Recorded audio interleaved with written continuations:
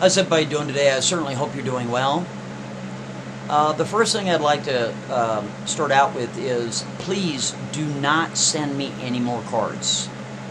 Don't send me any more.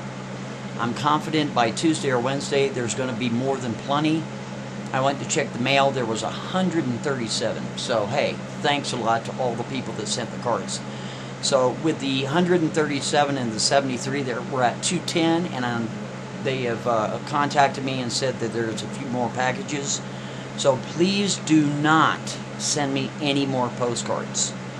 We're going to have enough to do everything necessary to do it, to do the transformation. So again, thanks to everyone that sent those cards, those postcards. I really appreciate it, right? Now also I did want to make mention in the previous story time called Split Time, a comment was laid down by Mr. Sayer. And Mr. Sayer was kind enough to go and verify certain things that were said in that story time. And he verified that in fact there was a CEO at Lockheed Martin by the name of Bob. And his last day there was back in 2013, summer. That's true. He also verified that the director at the Colorado Bureau of Investigations currently is a Mr. Rakin. That is also true. And he also verified that, in fact, there is a bed and breakfast called the Silk Pincushion, which is also true. To be quite honest, Mr. Sayer, I didn't believe that anybody would check. But yes, I know all of these facts. And that's true. And I also know that conversation promotes creativity.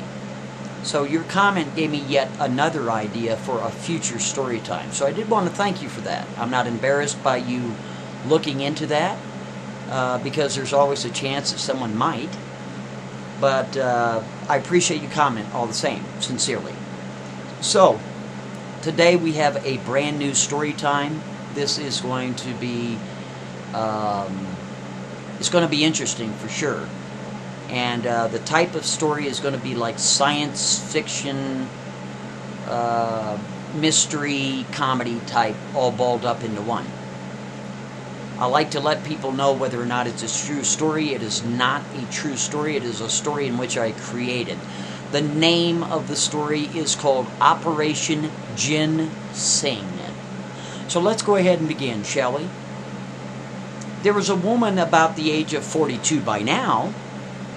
Well, she lived in California all of her life. Matter of fact, there was, most of her family were California natives. And that's kind of hard to do, seeing that you have a very large melting pot, meaning that so many people are migrating to California either from other states or other countries, right? And that's been going on for a very, very long time. Now, you see, her name was Tina, and Tina her field was archaeology. She was an archaeologist. And she was somewhat interested in anthropology as well. And when she was younger, she did some interning for an archaeologist where she'd go on these different digs and they'd look at rocks and they'd look at fossils and all that sort of stuff. And it was very exciting to her. And, when you looked at Tina, you'd think to yourself, wow, she's a good-looking lady. Long hair, she's kind of thick, just the way Monty likes him, right? She's a beautiful lady. So you would not look at her on the street and think, she's an archaeologist. Absolutely not. But she really was. And she'd always been working for somebody else. She was an intern at first, and then she was just an employee. But she'd gone on all these different digs, and, when she wasn't working and she'd go on vacation, she'd go out to Egypt and study the pyramids, and she'd go out to Greece and study all the statues and all that stuff. So it was a Wednesday afternoon at 1:35 in the afternoon, and she got a call from her boss and said, hey, Tina, how would you like to be the big boss, the head honcho, the woman in charge of a dig that is to be taking place out at Rapid City, South Dakota? What do you say? Tina's all excited. She said, absolutely, when do I start? He goes, well, we're trying to get things set up there. She goes, what happened, or what's the situation? Is this an ongoing project? Is it new? She's trying to get the information from him. And he says, well, this is basically what happened. They were going to build some houses, apartment complexes, some stores, gas station, that sort of stuff, and they started digging, and they hit a bunch of fossils. So essentially, the feds have come in there and shut it down. You know the drill. She goes, yeah, I know the drill. And he said, but here's the thing, it's a pretty large area. I don't know if you want to take this on, and it's probably in the higher alphabet. Because you see, what they do is when they go to these archaeological sites, these digs and such, when they start digging, they zone it out, that particular facility or that particular company. This is just the way they do things. They go to, let's say, A in the alphabet, and that's going to be a 1 foot by 1 foot, and they work on that area a little bit. And they go to B, and that's a 2 foot by 2 foot. Hell, by the time you get to the, the R's and S's, you're talking about hundreds of square feet, right? That's how they do it. He says, listen, I just want to let you know that this area is quite large, and it's probably going to be an ST, for all you know. Hell, it might even be a U. Who knows? It's large. She goes, you know what? Don't you worry. I'll handle everything. When do I start? He goes, well, if you want, you can fly out there, I don't know, tomorrow, and take a look at things. She's like, okay, I think I'll do that. So she flies out to South Dakota. She brings some of her gear, little brushes. She's got the little hammers and got little knives and picking devices. And she's got this, it's kind of like a styrofoam, but it's malleable, right? And it's more like a clay, so that way when you take these bones and such and you place them inside the clay, you can drive down the road, they won't bounce around and break. That's the whole idea of it, right? So she loads up all of her suitcases and such. She's got all of her basic tools, to kind of make an assessment. She flies out, she rents a truck, because you're going to need a truck. She's got a lot of her tools, and what if she finds something pretty substantial? She's got to load it onto the truck, and then she's going to have to take it to the university there to offload it, maybe on a loading dock somewhere, into one of their labs. That's what she's just trying to think ahead. So she gets out there, she rents a truck, and then she rents a little hotel somewhere, or a motel, figuring she's going to be there a couple of days. Hell, she might even be there a couple of weeks, you never know. So she goes out, and the next day she's supposed to meet with the contractor, because the contractor are the people that found the bones in the first place. They get all the bulldozers and excavating equipment and scrapers and the whole 9 yards, right? So 7 o'clock in the morning, it is between spring and summer. It's not quite summer, it's kind of late spring, right? So early in the morning, it's still kind of chilly there. But as the day progresses, it gets warmer and warmer, right? So she has on a light coat and such, and she goes out to the site, and she meets with the contractor there, and the contractor's like, well, what we did is we were digging over here, and well, you see all the bones, right, and we were starting to dig on, we had some staking of it, and it is a big area. Matter of fact, when she scoped it all out, she's into the R's. In other words, R is going to be a 350 feet by 300 feet area that she's going to have to work, right? Hell, they started out in the A's and they're all the way to the R's, right? She's there all day. She's taking out her hammers. She's putting these stake down. She's marking on there. Okay, we got E, and then she's marking out the items. Okay, we got G and J and F and all that nonsense, right? So she's got the whole area marked out to what the contractor told her of the areas that they're finding things, right? She's like, wow, this is a big area. She places a call back to her boss in California and says, you're right, it's a very big area, but there are a lot of bones out here. And the biggest bones seem to be in the R section. He's like, all right, just make sure you catalog everything, make sure you get everything, make sure you take your pictures, make sure that you take video when necessary, And if you could, fax me back the alphabetic layout of the project. In other words, the dig. She's like, yes, sir. So she faxes them out, this guy right here. Right? Yeah. I'll show you this again later. So, she's working there on Friday. She even goes to work on the dig on Saturday, but she wants to kind of like take it easy for a spell. And she calls up her boss on Sunday and says, you know something? This is such a large area. I'm going to have to hire out people, and I am going to absolutely, I'm going to be here a long time. It looks like I'm going to be here for a month. Is it okay if you allocate me some funds, maybe per diems or something of the nature, so I can rent a house? It's a hell of a lot more cheaper. He goes, yeah, I'll see what I can do. So Monday comes along. She's there, dark 30, about 7:30 in the morning. Again, it's kind of chilly, and she starts working her area. She's got a little brush, and she's doing her deal, and she's about midway through. She's to about maybe the I and the J section, right? But she's, for the most part, collected all the bones A through I, right? And of course, they'll go back to double check. But for the most part, under the preliminary, that's what she has done. She gets a phone call at about 11 o'clock from her boss in California, in which they've allocated her money to rent a house, because it's a lot cheaper that way, right? Instead of purchasing one of those extended stays for every week, right? That gets expensive. So they tell her, listen, we got your house rented. It's very close to Rapid City, South Dakota there. And here's the address. You write it down. She's writing all this down and such, right?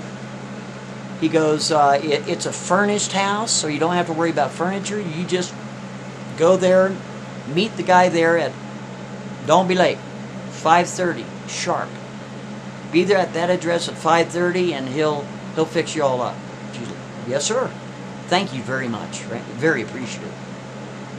So she leaves the site at about 4:15, because it takes about an hour and 15 minutes to get back to that area. And the area in which she's working, there's a lot of dirt road. I mean, there's not even a stop sign out there. You got me? This is an area that's just a big old field. That's it. But they were going to be building some apartments and houses and stores and gas station, all that stuff, right? And then they had to stop. So she goes out. She drives into Rapid City, South Dakota there. She meets with a fella that's going to be showing her the house, but it's furnished, so she doesn't have to worry about that.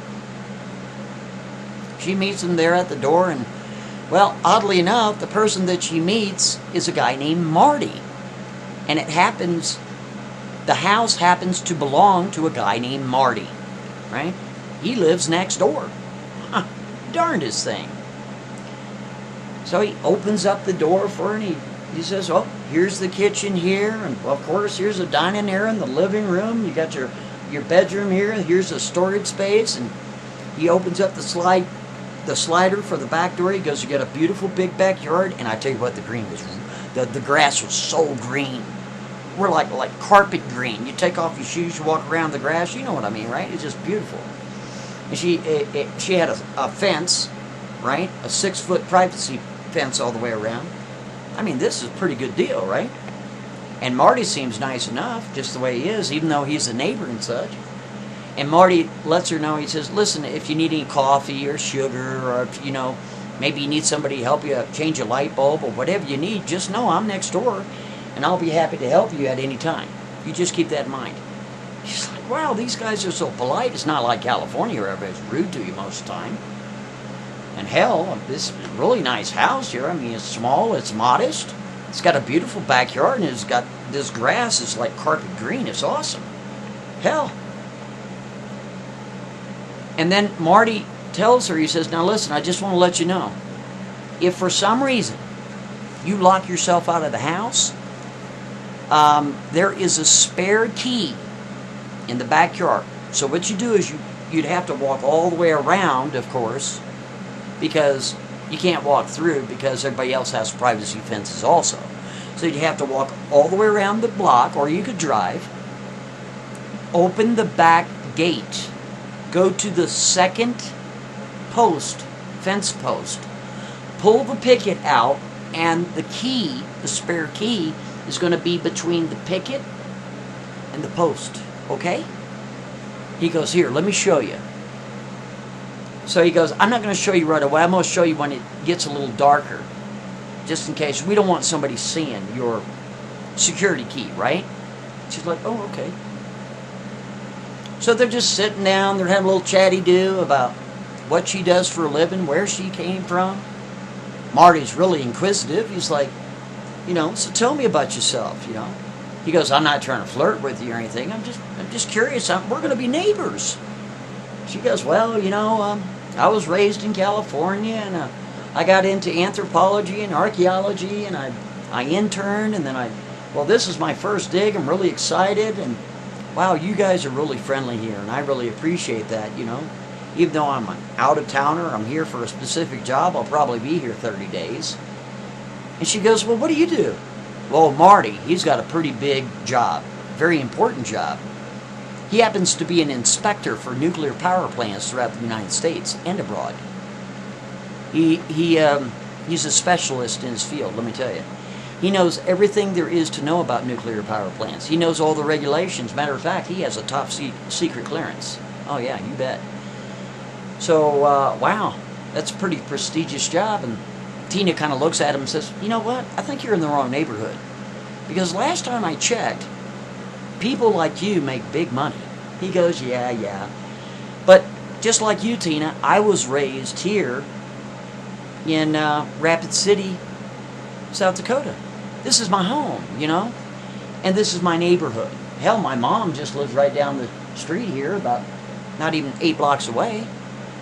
And I know this area, and it's a great place to live. And plus, it's cheap. It's really, it's inexpensive. I know everybody in town for the most part, at least all the people in my field. She's like, oh, okay. Well, hell, having a big old job like that with top secret clearance, you can't just be anybody. So she has some sense of trust with him just right away. Because, again, you're not going to have a job like that if you're just some bum running around the street. You're just not. She knows this. She's not dumb. So after she goes and she's looking at the house and she's kind of like getting acclimated and she's kind of relaxing and carrying on and about, and hell, she goes to sleep. Next morning, she gets up, she goes back to work. She's on that job 7 days a week. This is how important this is.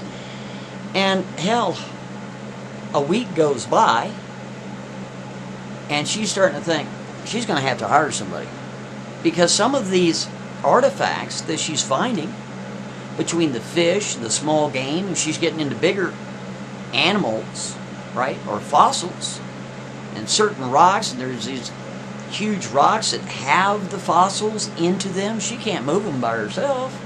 She can't even do it with a dolly. She's going to have like some sort of assistance to help her with all that, because she's got to load it up in her truck, and then she's got to take it to the house, put it in the garage, and then document everything and maybe take pictures of it before she can take it to the lab. She's going to have to hire somebody. So she figures she's going to give herself 1 more week, and then after that week she's going to hire her staff. So here comes Sunday, and she's just relaxing at home. She figures she's going to take a day off because she's been working 7 days a week. She rolls out of bed kind of late in the morning, about 10 o'clock. She's just tooling around the house like nothing. All of a sudden, ding dong. She answers the door, and it's Marty. Marty looks at her and says, hey, Tina, it's not very common. It's kind of rare. But I need to go out of town Monday, which is tomorrow, of course. And I'm going to be gone for about a week, 4 to 5 days. I don't know the exact time, but I'm going to be gone Monday through Thursday, but for sure, but it might be Friday, so it might be a week. And I was wondering if you'd take care of my parrot, my bird, my brother. She goes, I don't know. As you can tell, I flew in. I don't have any pets myself. And he goes, oh, come on. He goes, this isn't just a pet. Jin is part of my family. She said, what? Jin? Why do you name him Jin? He goes, well, when I went to go pick him up, he had 2 playing cards in his claws. When I walked by, he's like, Jin. And I looked at him, I'm like, sorry, that is not Jin. Jin. So because he had character, I picked him up, and I had him ever since. But again, he's not a pet, I mean, he's part of my family. I mean, we actually have conversations together. Tina looks at him like, conversations? Sure. Right? She's thinking, yeah, right. Whatever. So then suddenly, he goes to his front pocket, he takes out $500 in cash. He says, I'll give you $500 cash to take care of my brother. He's not my brother, but he's part of my family. Jin, my parrot. She's thinking, damn, $500 is nothing to snibble about. I mean, how hard is it going to be to take care of a bird? That's what she's thinking. It's like a fish, but maybe just bigger. You just leave him in the cage and that's it. Maybe talk to him a little bit and you're done. She's like, okay. So now she's changing her attitude, right? So he goes into to his house and he grabs a cage and he's carrying it out because it's kind of heavy. It's a big old cage because this is an African parrot. Oh, yes, it is. It's gray. It is beautiful, too, right? He gets a cage, and Jin's in it. He's like, okay, where do you want it? Well, you see, in her kitchen, the kitchen is here, but the counter kind of like comes out this way. As soon as you walk in the door, the counter is kind of like right there, and then the dining room, then the living room, and then her bedroom and all that. She goes, oh, just set it on the counter. So he sets it up on the counter there. He goes, well, Jin, this is Tina. Tina, this is Jin. And Jin goes, hello. She's like, hi. She's like, oh, he talks then.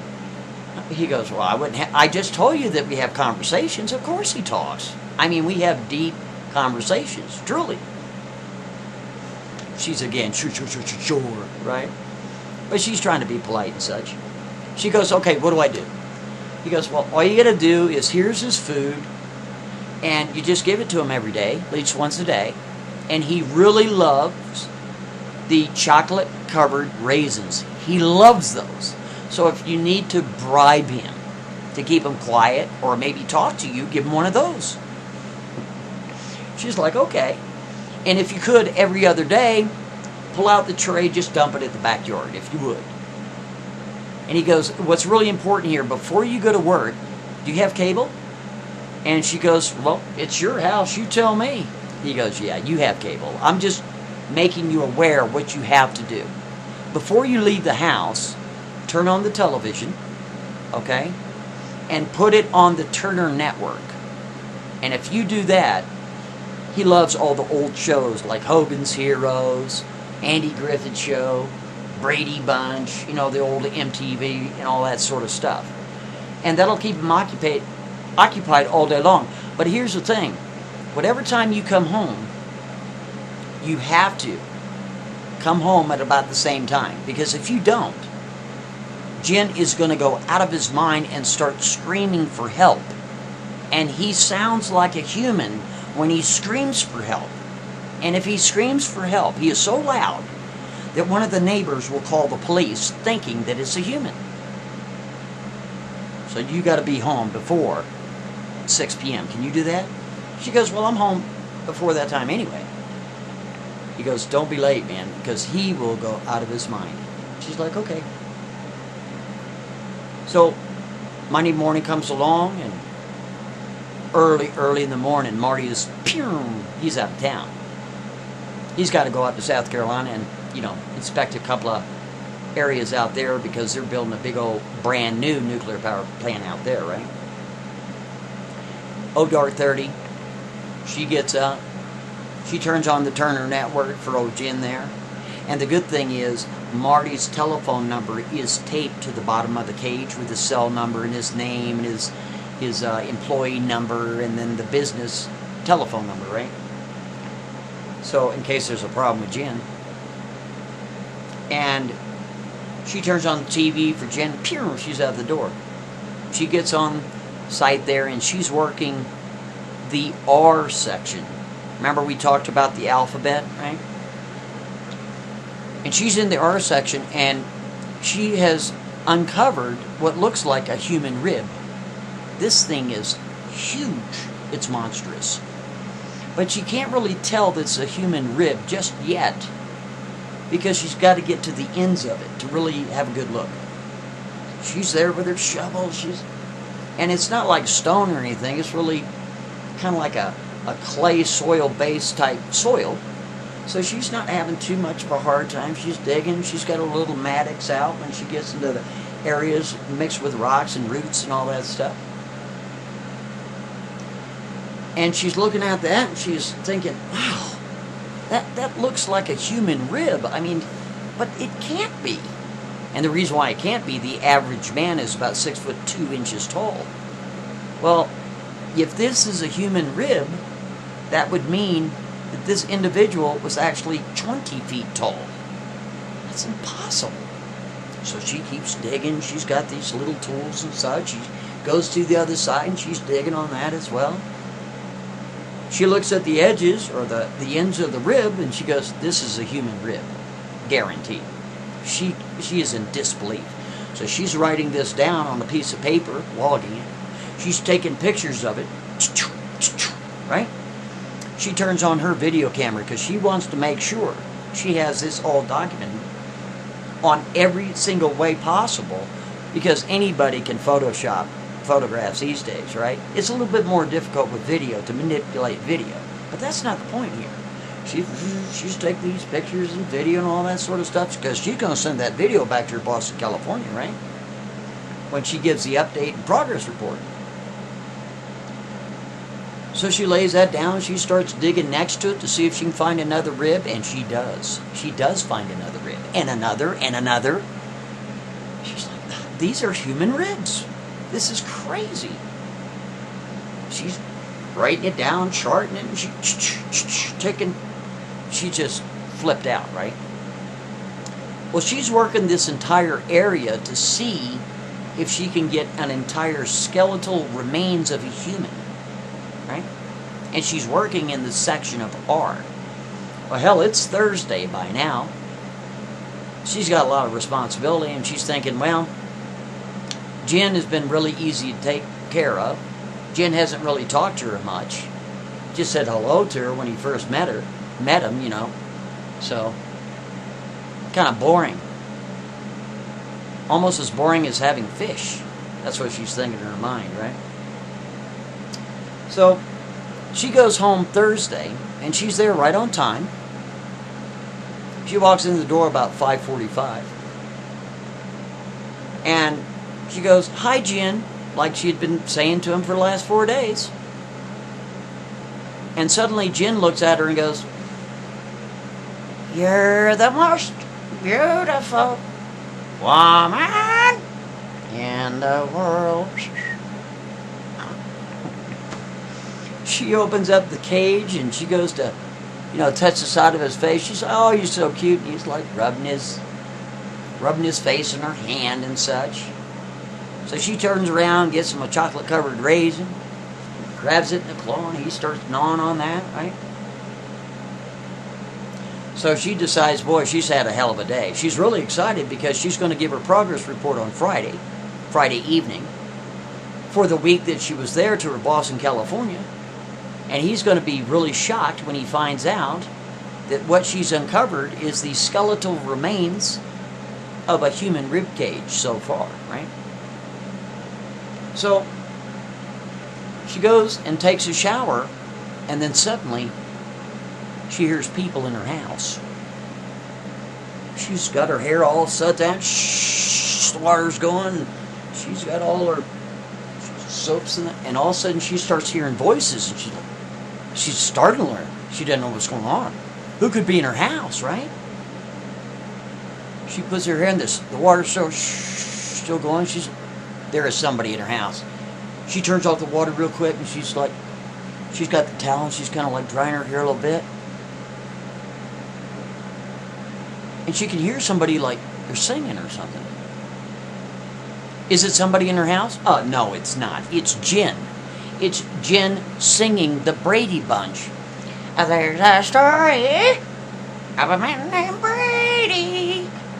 The Brady Bunch. And she walks out, the Brady Bunch. That's right. And she's just cracking up. She's laughing her ass off.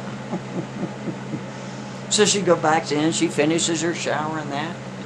She comes back out. She's just laughing. She gets herself something to eat, a little salad or something. She flops down on the couch. Because the couch is in between the counter of the kitchen and the television. She turns down the audio just a little bit so she can relax and read that magazine. She opens up this magazine, Architectural Digest. Those are really expensive magazines too. But the good thing about that is her father lives in Florida and he was an architect. And he gets Architectural Digest anyway, and when he's done with them, then he ships them off to her, right? Because that's one thing she really looks forward to doing. That's what she did in California forever. So anyway, she's reading this magazine. She opens it up, and on the right-hand side of that page is a big picture of a sailboat. Well, hell, she's starting to reminisce about old times at home, right? And old Jen is kind of like behind her. All of a sudden, Jen starts burping out that song, Sailing, by Mr. Cross, right? Sailing takes me away, so I fall into her. Just looking at it, I'm like, wow, this bird's all right, man. I'm starting to like him, right? But hell, Jen's going to be back in the hands of Marty tomorrow. He sure is. Because that's not her bird. That's Marty's bird. Right? She's just take care of it. So she's really excited because come tomorrow, which is going to be Friday, she's going to put her report in for the whole week to her boss. And again, her boss, his jaw is going to drop when he sees not only the photographs, not only the logs, but the actual video of what she believes is the rib cage of a human. Now, of course, they're going to do some sort of carbon testing to find out how old of a situation we're looking at. It is in the R department, which is a massive area. So maybe there's other rib cages. Maybe there's an entire skeletal remains. She's so excited. So you know what? Tina gets up extra early because she wants to be on site right when it starts getting light. Because she's got a lot to do and a short time to do it because she's got to be home before 6 p.m. now, right? So she goes out to the site and it's still kind of dark. She stops by the gas station, gets a donut and some coffee. She's on that dirt road and she's headed out because she's in an area, they don't even have a stop sign. This is a whole brand new area that they're going to do the construction of the houses, the apartments, gas stations, stores, and shops. Hell, they don't even have a stop sign there, right? So she's on this bumpy dirt road and she's getting down there and such. And she's going out to the R section of that dig. And as she's standing on the top of the hill and she's looking down at the dig area, she notices that there's 4 spots that's emitting some sort of heat signature. She didn't notice it before. But why is she noticing it now? Because it's a little bit colder early in the morning, right? She's like, wow. And then she gets to thinking, wait a minute. When she was going to college and she was studying anthropology and archaeology, she remembers that there was an instance that when you come across something like that, it's very possible that maybe the area in which you're digging was an old dump site. It's also possible that if it's emitting heat, it could be radioactive. She's going to have that tested immediately. She gets a little bit nervous, but it's too late because she's had her hands on it all week, for weeks and weeks by now. But specifically in the R section, other sections, she doesn't even know where the other sections are, But she believes it's ROME, which it is. Because there's stakes in the ground of all the alphabetic numbers, or excuse me, the letters of the alphabet, and how many different little sites there are, and it goes up to R, which is a 350 by 350, the biggest area. That's the one with the skeletal remains of a human. So she's going in the R section, and it is this. She goes down and she touches that fossil there, or the bone there, right? It's kind of warm to the touch, but how's that possible? I mean, hell, it was dark all night. It was nighttime. Sun isn't even up yet. Just barely. How could it? Oh man, she's getting nervous. She goes over to the O section, and there's steam coming off the ground and those little bones in that area. Then she goes over to the M section, same thing, and the E. Wow.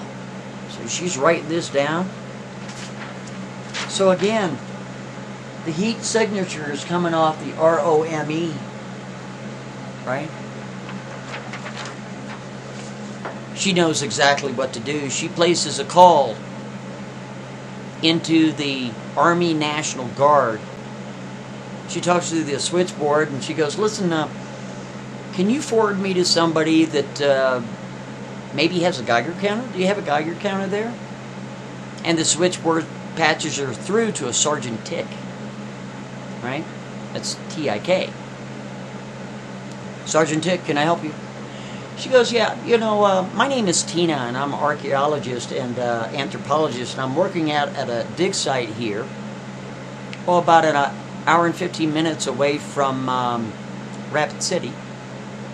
And I've come across an area that I believe might be radioactive. I'm not really sure, because there's a heat signature that is coming off these artifacts and bones and such, and I was wondering if you could come out here and test it for me with a Geiger counter.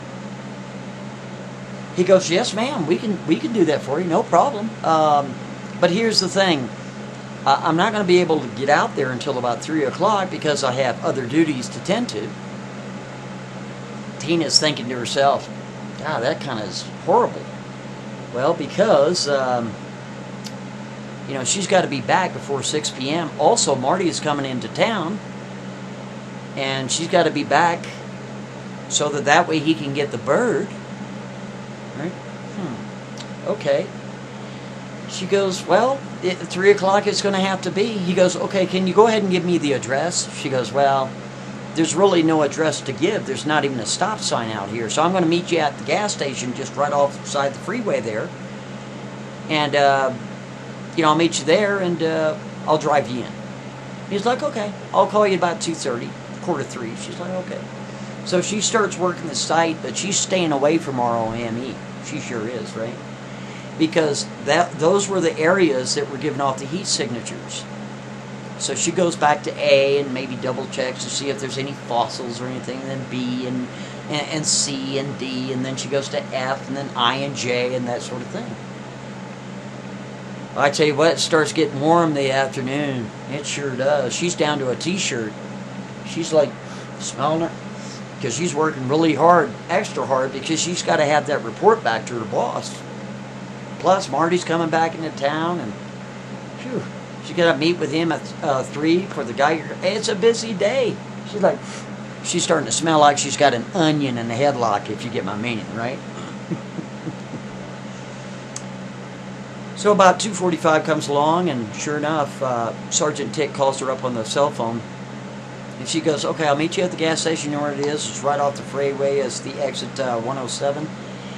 And we'll just go ahead and meet there, and I'll drive you in. He's like, okay, sure, no problem.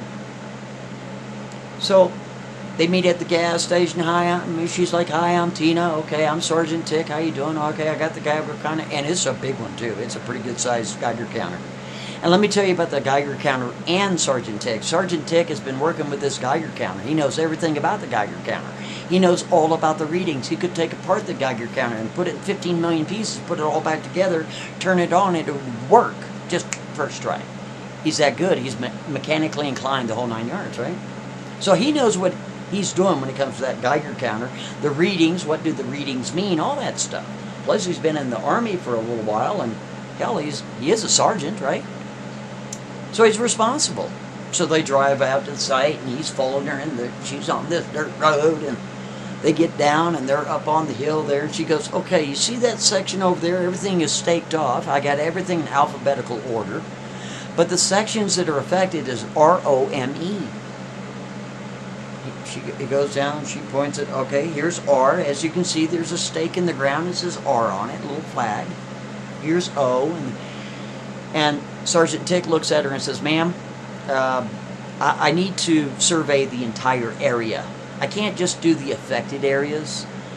And the reason why is if I go back and tell my boss that I didn't do the entire area, I'll probably get an Article 15 or something the equivalent of, and he'll send me to the brig. So I have to do a thorough job of the whole area, and it's going to take some time.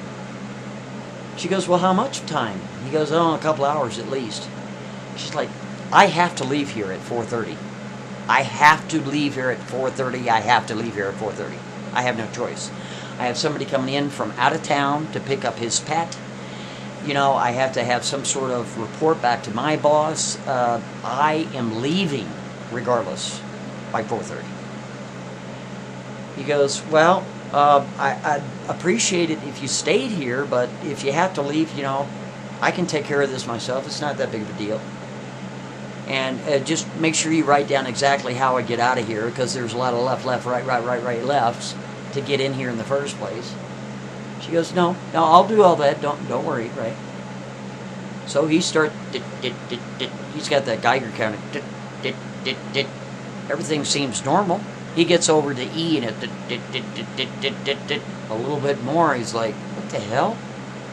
And the reading on the Geiger counter for E, that's one of the areas that was emitting some sort of heat signature, right?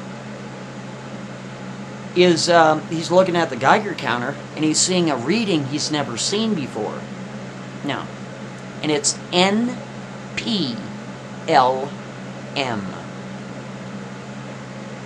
He's hitting the side of it, thinking maybe it's malfunctioning, but it couldn't have malfunctioned. He calibrated it before he even came on site. Huh. So then he's going to other areas. Then it kind of like goes away from something else, and he gets to the M, right? Again, the reading, the LED reading on the Geiger counter is NPLM. He's like, okay, this isn't an accident, because now I'm getting different readings in different areas. And he goes over to R, to the R section, the big area where she was finding the ribs, the human ribs that belong to somebody who's 20 feet tall, which is impossible, but that area. And the reading is NPLM. He's trying to keep this to himself because this could be a military matter. He's not really sure. He's going to the other sections that have not even been staked yet, and he's getting normal readings. But when he goes to the ROME, the classification changes, and it changes over on the LED, on the Geiger counter, to NPLM. He's never seen a reading like that in his life. And as he's back over in the R section, he's going, Tina walks up on him and says, how's it going? Kind of swirls. He goes, it's not going so good. She goes, well, what do you mean? He goes, well, I'm getting a reading here. And she goes over and she looks down at the Geiger counter and the LED readout. He goes, I've never seen this reading before. She goes, well, what does it say? It says NPLM. She's like, so? She doesn't know anything about it, right? But he knows it's a big deal because he knows everything about this Geiger counter. And he's never seen that reading in his life, not once, ever. She's like, well, why don't you call your boss? Maybe he knows. He's like, that's a good idea. So he sets down the Geiger counter on the ground there, and he gets out his cell phone. He places a call into a Lieutenant Colonel Potter. Yeah. At the Army National Guard there. Colonel Potter, can I help you? Yes, Colonel, this is Sergeant Nick, and I'm out here on this archaeological dig, and Tina is here also, and she requested I bring out a Geiger counter because there's some sort of heat signatures coming off the fossils and such. She wanted to test it for radiation, and I've come across a very strange reading I've never seen in my entire career, and that is NPLM. And Colonel Potter says, "What'd you say?" He goes, "Yeah, I'm getting a reading on the Geiger counter, and it's saying NPLM." He goes, "I'm going to put you on hold, Sergeant. One moment, please." Hell, he's on hold for about 10 minutes. Sure is. Sergeant? Yeah, yes, sir. I tell you what's going to happen. I want you to stay put, and we're going to send somebody out to come and get you. Come and get me. I have a vehicle. I know you have a vehicle, Sergeant. I'm very well aware of that. But we're going to send out a containment vehicle to come and get you. Do I make myself clear, Sergeant? Yes, sir. A containment decontamination unit is what's coming out there to come and get you. And we're going to have to also place Tina in one as well. Tina doesn't know what's going on. Oh no. This is Army business. She's a civilian, right?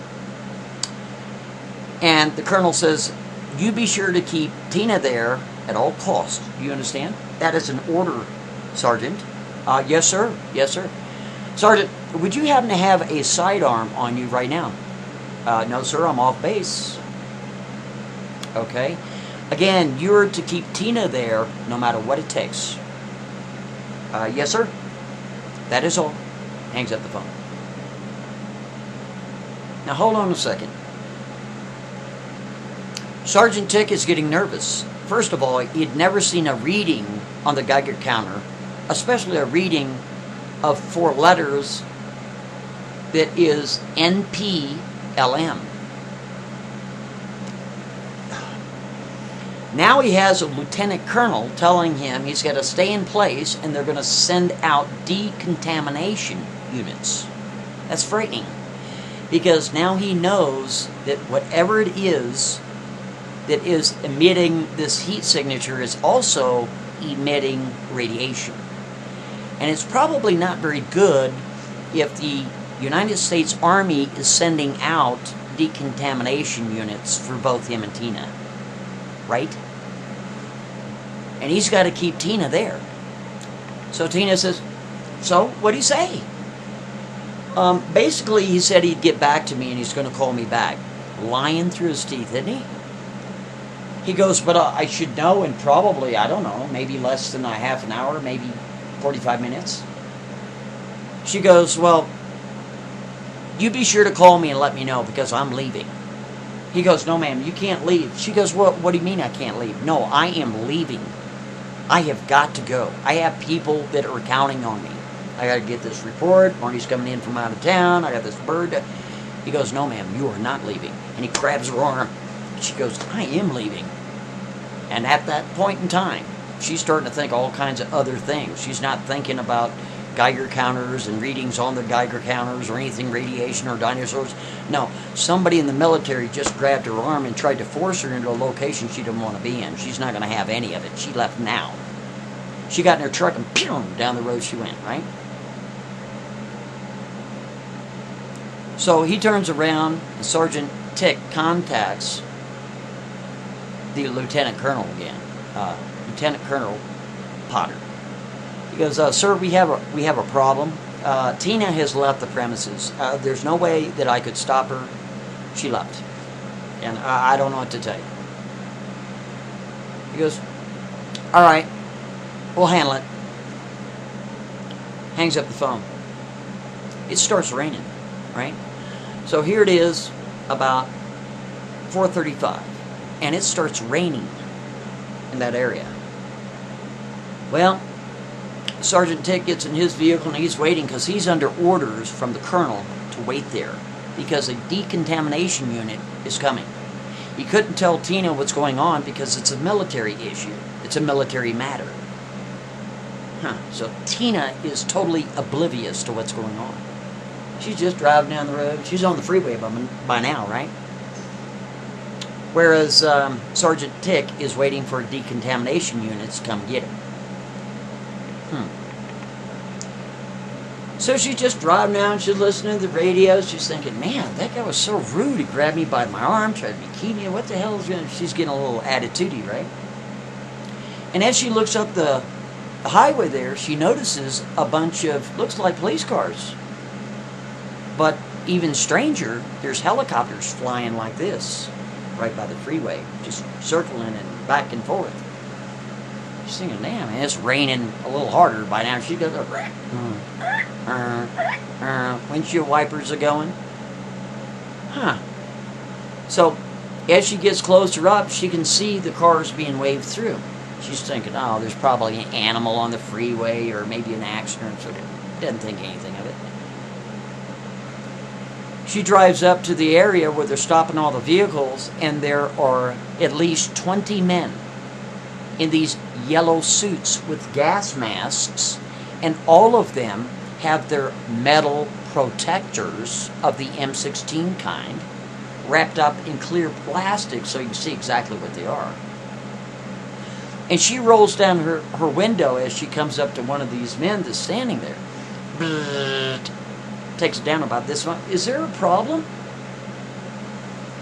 And that man is looking down. He's looking at a picture of her, see? And he's looking at her. Looking at a picture. He's looking at her. And he said, close your window. Tina, close your window. How do you know my name? She's all freaked out, right? And they're instructing her to close her window. She rolls up her window. And she's like, gonna get out of the car. He's like, don't get out of the car. You are not to leave your vehicle. I'm not to get out of my car. And then she's looking panoramically all the way around her vehicle. And there's 20 guys surrounding her vehicle. So she can't go backwards or forwards. And they're trying to wave her to go to the side of the freeway. And as soon as she does, she very slowly creeps over there. You got all these guys that are escorting her to the side of the freeway. And before you know it, they're taking down the roadblock. So she knows that she was the target of that roadblock. But why? Is it because of what Sergeant Tick did? Maybe Sergeant Tick pulled a favor, but no way. No way. Because these people don't even look like they're with the Army. You got all these vehicles, and even on the backs of their uniforms, of their hazmat suits or whatever, it says GIU. But what does GIU stand for? It stands for Global Incident Unit. She doesn't know what's going on. Just kind of strange.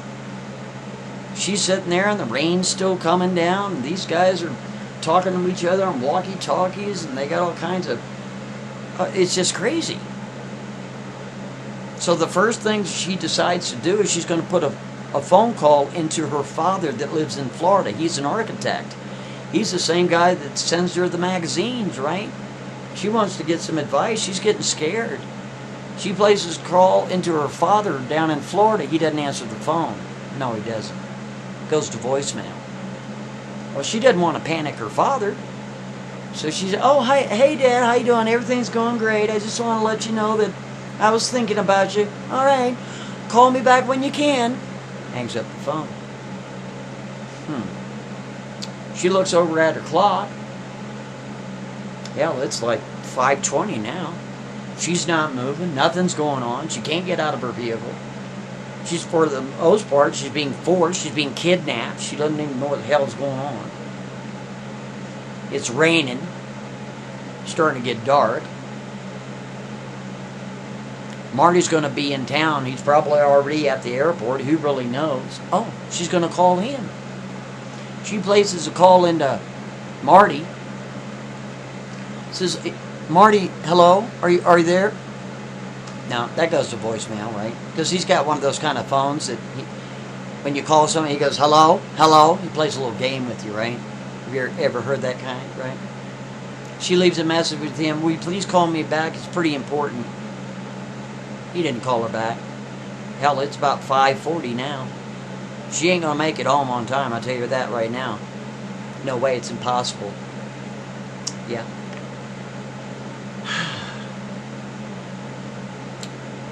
So also, all of a sudden, the phone rang. Who is it? Oh, it's Marty. He did call her back. He's like, is there a problem with Jen? She goes, no, I'm not even at home yet. But let me tell you something.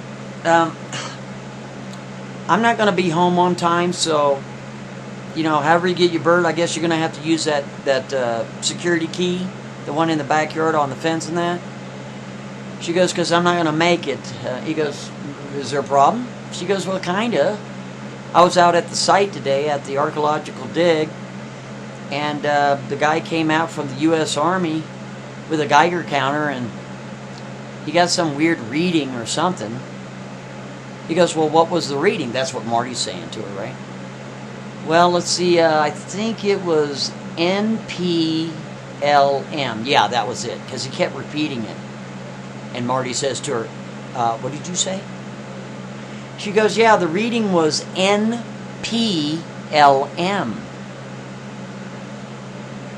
You're kidding me. No, I'm not kidding you.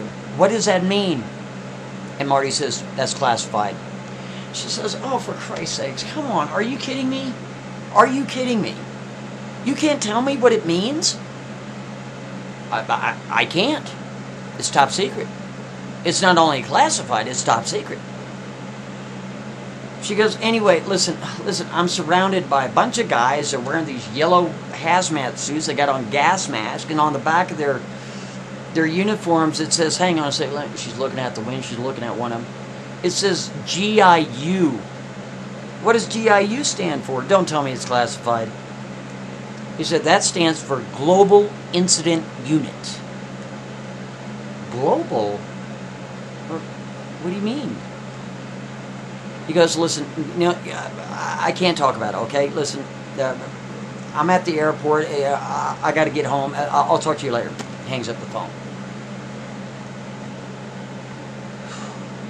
He's not very happy about this. No. Because he knows what that classification of that Geiger counter, he knows what it means. She doesn't, but he does.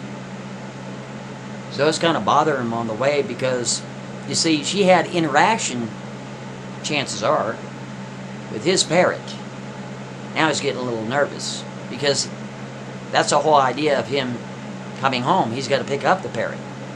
But seeing she's not going to be home, he's got to go to the backyard, open up the gate, go to the second post, pull the picket apart, right? Pull the picket down and pull the key out of there and then open the door and get his bird. Kind of inconvenient. He was just hoping to knock on the door, walk in, and get the bird, right? So he has a taxi deliver him in front of his house, and he knocks on the door thinking maybe she got there early in case, just in case. No, she didn't. She's still locked up with the hazmat guys. Wishful thinking on his part, right? He turns around, goes to the backyard, opens up the gate, goes to the second post. He pulls the picket back, and sure enough, that key's there because he put it there. It's his house. That's her security key in case she gets locked out. Goes back around, opens the door, gets Jen. Hey, Jen, how you doing? Jen doesn't say a word. He grabs the cage, he pulls it out, he sets it down on the porch. He closes the door. He locks it both the bottom and the top. He brings in Jen, places Jen back on that custom-made podium he's got set up for him, right? Then he's in there and he's thinking, I wonder how Tina's doing. She's probably not doing too good. He decides to give her a call because he's kind of concerned. He's not really concerned about her because he doesn't really know her. He's just letting her, rent the house. He doesn't have any emotional attachment to her at all, right? He calls her up and he says, how you doing, Tina? She goes, I'm not doing so good because I'm still sitting here off the side of the freeway, and as she's talking to her, all of a sudden, something hits her car. But what is it? They backed up a tow truck, and now they're going to be towing her car with her in it. She's like, oh my God. She's like, what's the problem? They have hooked up a tow truck to the back of my vehicle, and I'm in it, and I can't leave, and these guys have threatened me, and they're going to kidnap me, and who knows where they're going to bring me. And Marty said, they're probably going to bring you to a dump. She goes, what did you just call me? No.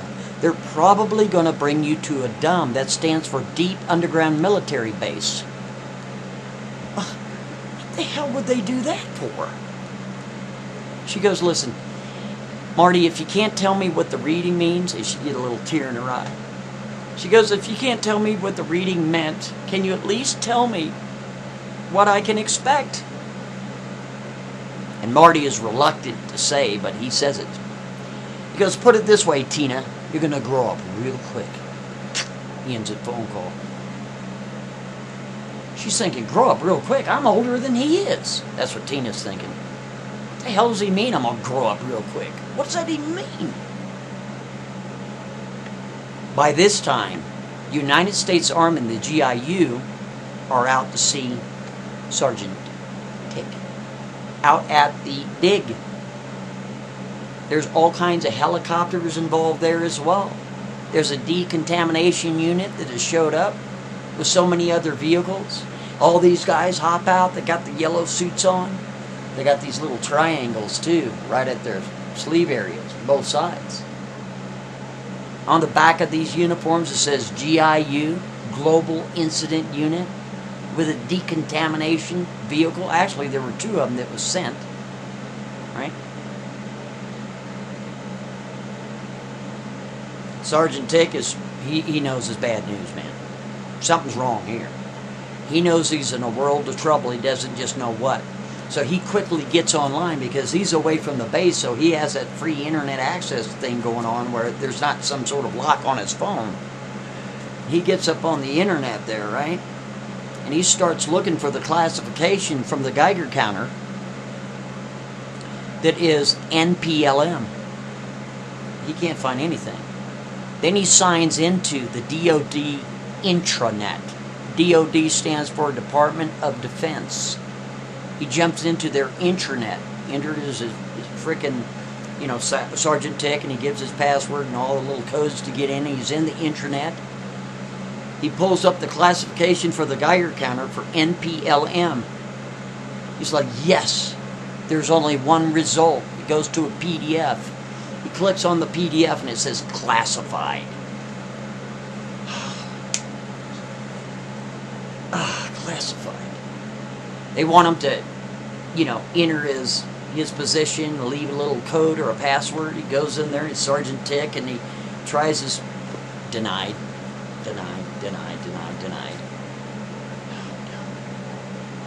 Man, he doesn't know what to do, man. He's starting to freak out. He's starting to panic a little bit. His heart is racing. All these guys are jumping out with their metal protectors of the M16 kind and their little suits and gas masks head to toe. They're kind of escorting him. They got both of his arms. They're kind of like treating him, manhandling him around and such. They open up that decontamination unit and they just toss him in there like he's just, just somebody that you never met in all your life, disrespecting him. They take away his phone and all that stuff. This is not good. They close the door. Then all of a sudden, these hydraulics of the decontamination unit, the sides are popping out, right? And then the top, it's raising up. And then you see these guys in these suits, and they're hooking these cables, and these cables are about yay big around, made of metal cables, cabling systems. And they hook on the latches on the top of that decontamination unit, and they're strapping it down to the ground. You got these other guys that got these metal rods, and these other guys with sledgehammers. Toom, toom, toom. So that way the vehicle doesn't move. And you can barely see out that window, out of the back window, because it's about this thick of glass, right? And it's raining and the water's coming down on it. He's getting really nervous. Oh, Jesus. So Marty is sitting down in his living room there, and he's having a little conversation with Jen. He's like, Jen, did you have a good time over there at Tina's house? And Jen is like, maybe. He goes, listen, dude, don't make me con you. Don't make me bribe you for information. Here's a raisin. Did you have a good time over at Tina's house? Jen looks at Marty and goes, sure did. It's like, yeah, well, I bet you did. He goes, listen, tell me, did you see Tina in her suit? And Jen looks at Marty and goes, maybe. So Marty's like, darn you. Goes over there, gets another chocolate-covered raisin, says, here you go. And grabs it and starts gnawing on that. He goes, I'm going to ask you one more time. Did you see Tina in her suit? You know, Jen looks at him and goes, sure did. and go on. Was it her birthday suit? Come on, go on. Tell me more. Right? And he goes, no.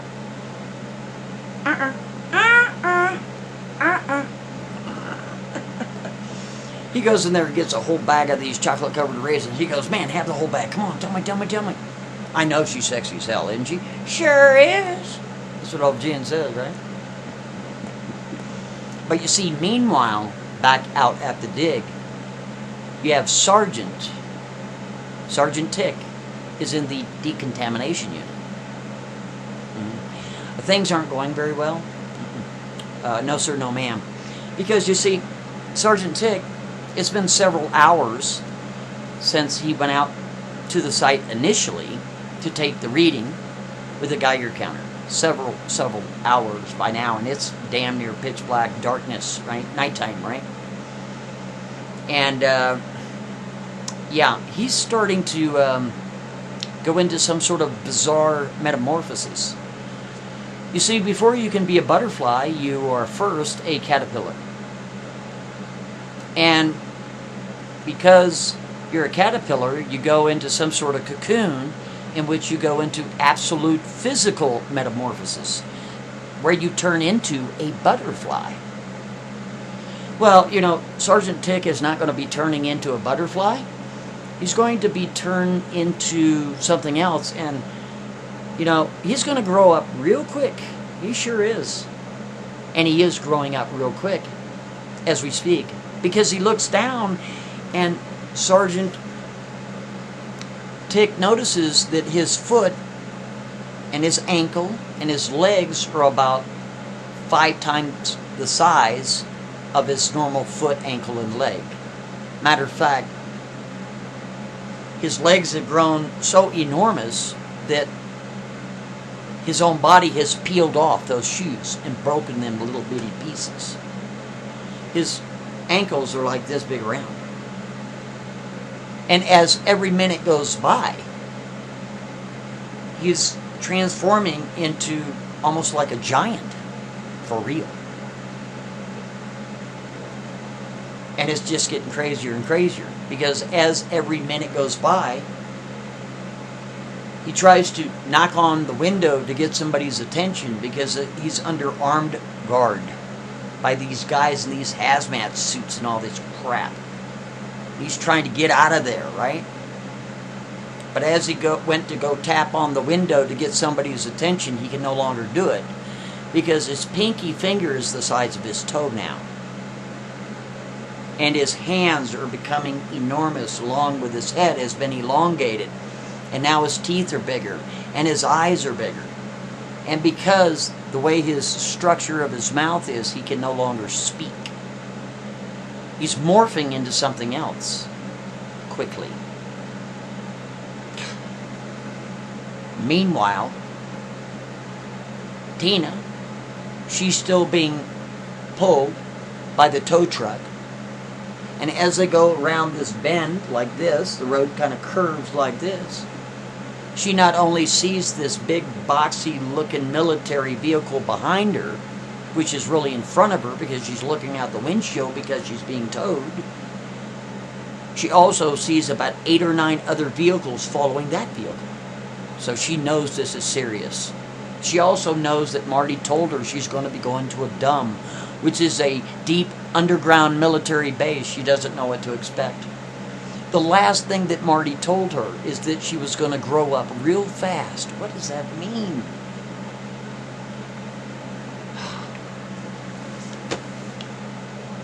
So again, it's quite dark now, and they go into a tunnel. She figures it's just a tunnel because they're now in the mountains of South Dakota, right?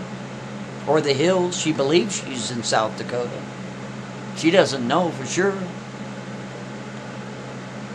But you see, that tunnel never ends. No. And then she comes into this area. It's enormous. The ceilings have to be 40 feet tall. She comes into this area that is so vast, she can actually see semi-trucks that are parked at an angle. And all along the walls, it says GIU, which stands for Global Incident Unit. She goes to the main area where all these semis are parked. And the tow truck stops. And all these people jump out. They surround her vehicle again. And they have the metal protectors of the M16 kind. And the guy says, "You're not to get out of your vehicle. Do not get out of your vehicle." She's looking at him going, okay. So meanwhile, back at Marty's house, he's having that conversation with Jen there.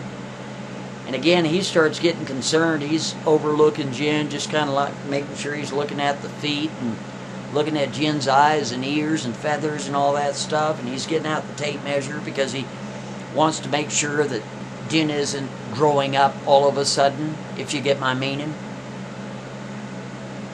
Because he knows, chances are, Jen had some sort of interaction with Tina.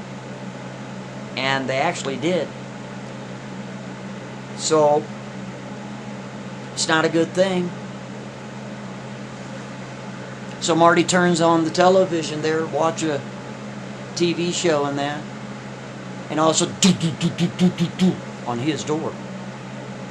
Who is it? And somebody says, "Pizza." Okay. He opens the door, and as soon as he opens the door, there's a bunch of people in these yellow outfits, right? And gas masks, and there's helicopters flying around, there's military vehicles everywhere. And guess what they're doing? They're quarantining the entire block that she lived on. You got the GIU, they're going through all of her finances, they're going through all the security cameras. They're trying to find out all the interactions that she had with anyone at the grocery store, gas station, 7-Elevens, everybody and anybody. And if she's had any interaction with anyone, the exchange of funds or money or checks or clothing or food or anything, they're going to be quarantined too. Then you go back to the dig, where all the fossils and bones and what started this whole mess. Right? You got GIU, plus the United States military is monitoring Sergeant Tick that is in the decontamination unit. And he's gotten so big that he's almost bigger than the unit itself. A call is placed into, not the first of kin, not to Sergeant Tick's mother, not to Sergeant Tick's father, not to Sergeant Tick's fiance. No, a call is placed in from the team leader of GIU, which is the Global Incident Unit, into Lieutenant Colonel Potter. Right? And they need to make a decision. And what's that decision? To terminate Sergeant Tick. But why? Because he is growing so quickly. He's turning into a literal giant. And if he gets any larger, chances are it's going to break out and contaminate just everyone. Maybe the entire globe if they don't keep him in there. So they're essentially going to have to terminate his entire life, his existence. And the colonel says, do what you need to do. Do what you need to do. You're cleared to proceed. So as soon as they hang up, there's a bunch of gas that comes out the corners inside the decontamination unit. Which it puts them to sleep forever, for keeps. Right? So here you got the military that have quarantined the entire block where Tina lived, including Marty, her next door neighbor, including Jen. Sergeant Tick has been terminated at the site because he had some sort of direct interaction with that radiation himself, and so did Tina. He's been terminated. So what's going on with Tina? What happens to Tina?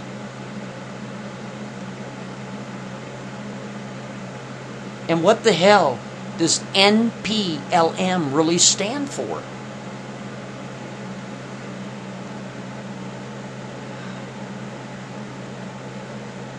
That's classified. I'm Monograph, and if you can't speak freely, you're simply not free.